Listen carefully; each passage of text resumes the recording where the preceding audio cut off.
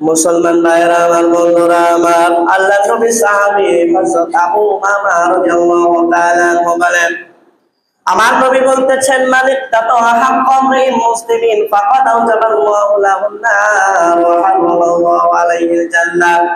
মুসলমান ভাইরা আমার, বন্ধুরা আমার, আল্লাহর নবী সাহাবী হযরত আবু উমামা রাদিয়াল্লাহু তাআলা আনহু তিনি বলতেছেন, আল্লাহর নবী বলতেছেন, তোমাদের মধ্যে কেউ যদি কসমের দ্বারা, শপথের দ্বারা কোনো মানুষের হক যদি আত্মসাৎ করে নাও, তোমাদের কোনো মানুষ যদি কারো সম্পদটা মেরে দাও, আল্লাহর নামে কসম করে যদি মেরে দাও, তাহলে আল্লাহ রাব্বুল আলামিন ওই ব্যক্তির জন্য জাহান্নামকে ওয়াজিব করে দিবেন। নাউযুবিল্লাহ।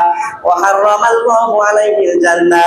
আল্লাহ রাব্বুল আলামিন তাহলে ওই কসমকারীর উপরে আল্লাহ রাব্বুল আলামিন জান্নাতটাকে হারাম করে দিবেন। বলেন নাউযুবিল্লাহ। এই কথা যখন আমার নবী বলেছেন, তোমাদের কেউ যদি শপথের দ্বারা কারো হক যদি আত্মসাৎ করে, কারো অধিকার যদি মেরে দেয়, আল্লাহ রাব্বুল আলামিন তাহলে তার জন্য জাহান্নামকে হারাম, জাহান্নামকে ওয়াজিব করে দিবেন, জান্নাতকে তার জন্য হারাম করে দিবেন। এরপরে আল্লাহর নবীর একজন সাহাবী বলতেছেন, ফাকালা লাহু রাজুলুন ওয়া ইন কানা শাইয়ান ইয়া রাসূলুল্লাহ ওয়া ইন কানা শাইয়ান ইয়াসিরান ইয়া রাসূলুল্লাহ।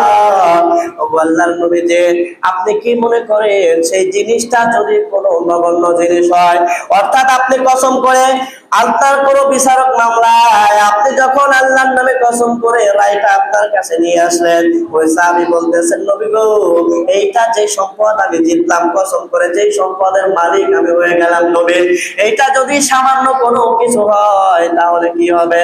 তাহলেও কি তার জন্য আল্লাহ জাহান্নাম ওয়াজিব করে দিবেন? তাহলেও কি আল্লাহ তার জন্য জান্নাতকে হারাম করে দিবেন? নবী সাহাবার প্রশ্নের ধরনটা ছিল এমন। আল্লাহর নবী বলতেছেন, ওয়া ইন কানা কদিবান মিন আরাম।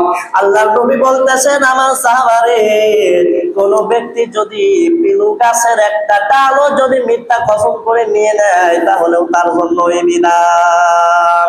নাউযুবিল্লাহ।